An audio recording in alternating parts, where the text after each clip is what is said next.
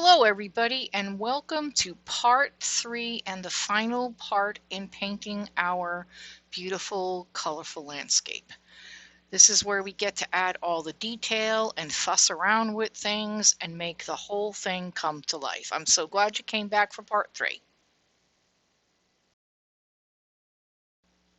Here's a couple of brushes that I've cut down and a couple that I made. The two on the right I made by taking a skewer, a wooden skewer from my kitchen, and cutting a couple of hairs from a larger paintbrush, like one I got from like the paint store, and I just taped them on. Here it's part of just a way of me to create some funky little brushes that might give me some different textures. And the ones on the right are old brushes, fan brushes, flat brushes that really weren't very good for painting. And I had seen another artist do that and cut them down and make them all different shapes on the end. And I tested them out on some scrap paper, and the fan brush is really good if I just load up a part of it and have an inky mix. I can make some interesting grass fronds, and the short ones are great for stippling. So if you want to play around with some of your old brushes and have some fun with them, why throw them out if we can create something that helps us get some good texture in our paintings?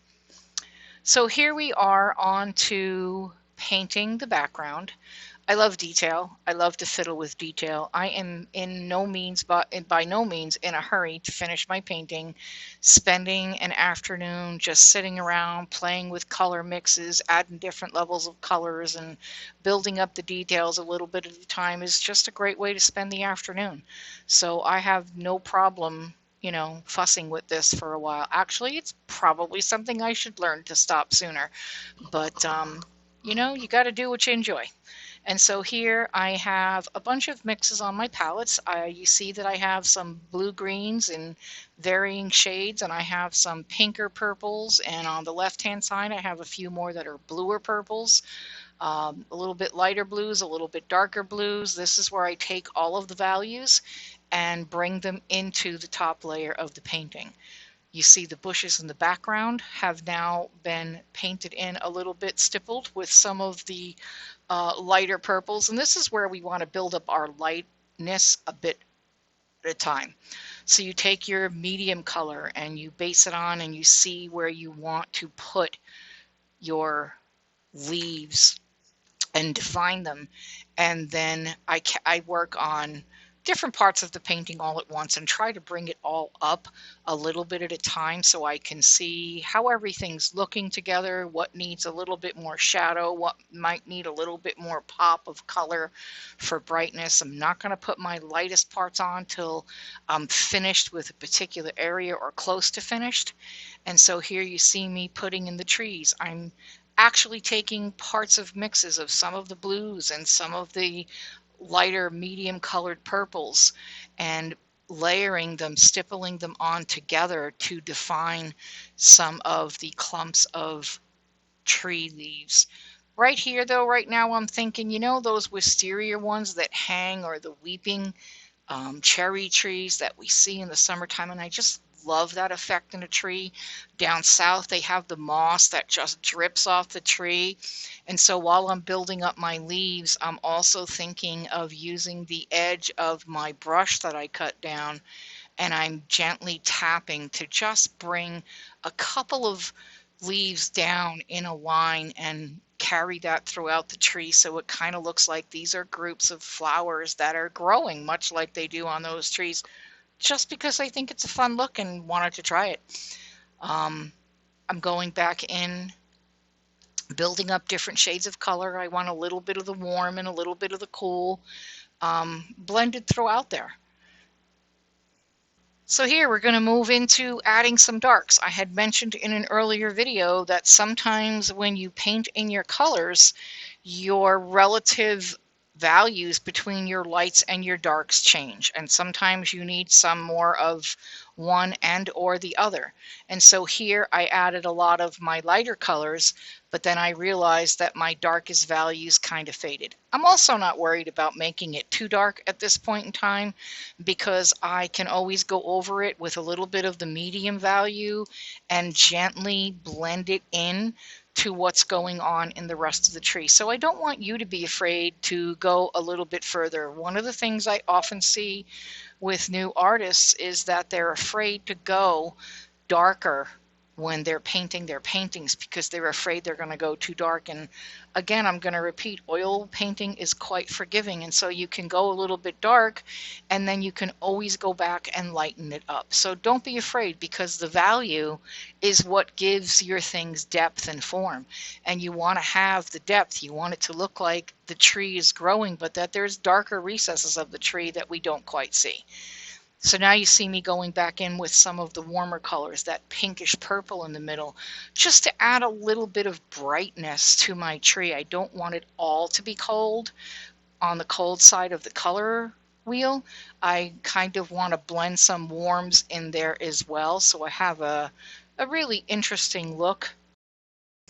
So I decided that I really wanted to work on the trees in the distance, because that is kind of my focal point. That's the place I want you to want to get to on your walk down this path. I want you to get out there where the trees are and just soak in all that luscious color and beautiful spring things blooming. And so I'm going to sit back here and fiddle for a while. I'm going to bring in now some lighter colors. You can see the lighter colors on top, and you can see that I've brought down some leaves kind of like in a hanging motion, because I like the look and I think it's fun. And now I'm trying to carry the colors and the definition over to the other trees, the smaller ones that are in the distance. They won't be quite as defined because they're much smaller trees. They're not as full as that one on the right, which has probably been growing there for decades and it's just nice and full and luscious. Don't be afraid to add detail. You can always change it. I want you to paint this with as much detail as you feel comfortable. You don't have to do exactly what I do. This is just to show you how I do what I do. I like a lot of detail, and I like to go back in with little dabs of color. I'm not adding strong amounts of color. I'm just adding minor little dabs of different shades so that it really looks rich and full of color. So again, stop when you feel comfortable that you've done a painting you like, because this isn't so you can paint exactly what I paint. This is so you can be inspired by how I see a landscape and use some of the techniques to go in and paint your own masterpiece. So right about now is probably a good time to take a break, stop your painting, walk across the room, look at what you're painting. I've done that a couple of times throughout this stage of the painting. Things look different from 10 feet away than they do when you're sitting there fiddling with them. And it's also a good time to stop and take a picture on your camera and zoom out on your camera so that you have a much smaller piece of vision of your painting to look at. And look at the big shapes and look at the values. And if you can't see the values while it's in color, then go into your editor and desaturate it and then look at it in black and white. And if you're losing parts of your painting, then you need a little bit more definition and value, which means you might actually need to go lighter where it should be lighter, or even darker, or maybe a little bit of both. You have to fiddle, and if you aren't sure, then do a little bit and a little part and then take another picture and see if what you changed allows you to see the value better in your black and white on your phone. And if it starts looking like you can see all the individual sections, then whatever you did is working and you want to carry that through the rest of your painting. I go back here and I'm fiddling with defining some of the grasses and just fiddling with the bushes and the line across the bottom of the bushes. I'm smoothing that out and refining it. I'm making sure that it stops and it's not just sloppily, going over into the little part of the field there. So I'm just cleaning things up and making sure that I have a little bit of everything where I want it. We're going to work on the field. There's a little patch of grass there in the front that I'm just adding in. Looking at it now, thinking I might want to take it out because it's been a day or two since I've looked at this painting. It seems to be standing out, but I can go back in now and I can just change that and put some more of that color in there and smooth it out and make it just a one color field instead of like that. We're also going to go along the edges of the road. We're going to add a little bit more of the brighter colors in the grasses and the fronds, and we're going to define them. This looks very beautiful in person. I have a lot of different colors going on in those grasses. I'm enhancing some of my darks and adding some of the other colors so that there's, hints of the lavender even coming out in the grasses up here. I just think it really creates a harmony that I like in a painting. We also need to do a little bit on the work on the road and defining some of the darks there. It makes that little piece of grass in the center, although the growth, it raises it as if it's actually growing above the road. That's what I mean about putting your darks in dark enough. If you get it right or even close, that's what you get. You get that dimension, and that's what we want to bring to the things that we paint. So if you're not sure, again, play around with little parts, take pictures, stand back, and judge it a little bit at a time. And when you figure out what you're doing that works, then do more of that.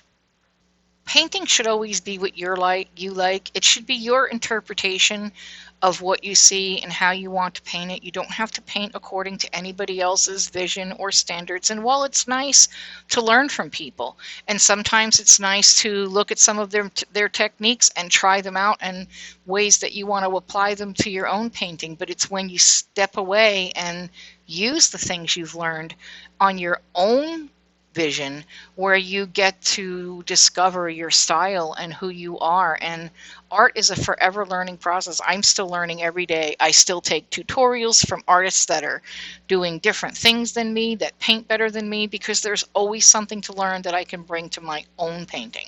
So I encourage you to do the same, but I also encourage you to step back and find out who you are in your art. Paint what you want.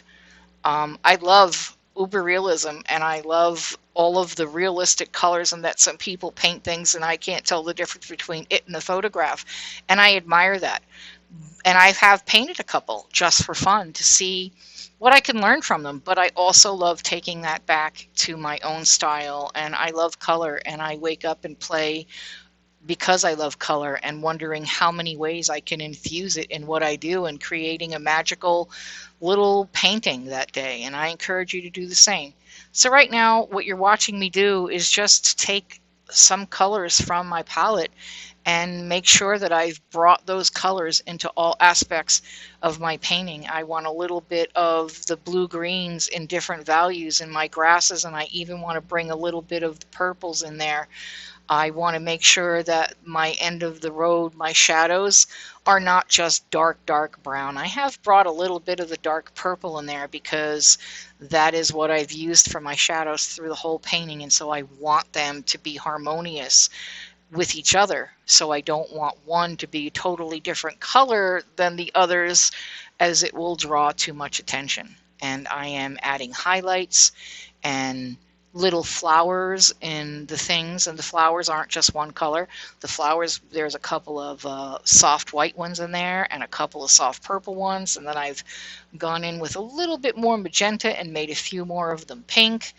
There's a little bit of that color shining on the road down the path where it looks like maybe some flowers are going down there, growing in the middle of the road. So I don't want to define them, but I do want to just hit dabs of color down there to maybe hint that some of those flowers just crept out into the road and, were just blooming there. This has been my first learning experience, and I hope you all enjoyed it and learned something from it. Art should be what you want it to be, but it's also a process of how you think about your art, what you think you want to do with it, experimenting, trying new things. I have a lot of things that I'm not good at some days, and they're just a mess and I don't like them, and I wipe them off and I start over. Everybody has that. Every artist, no matter how good they are, has that. So take chances and have some fun and explore your art, and you will be amazed at the things that will come out of you. Thanks for coming by. Thanks for tuning in. I hope you'll give us a like and subscribe to the channel. I have so many more things to come that I can't wait to show you.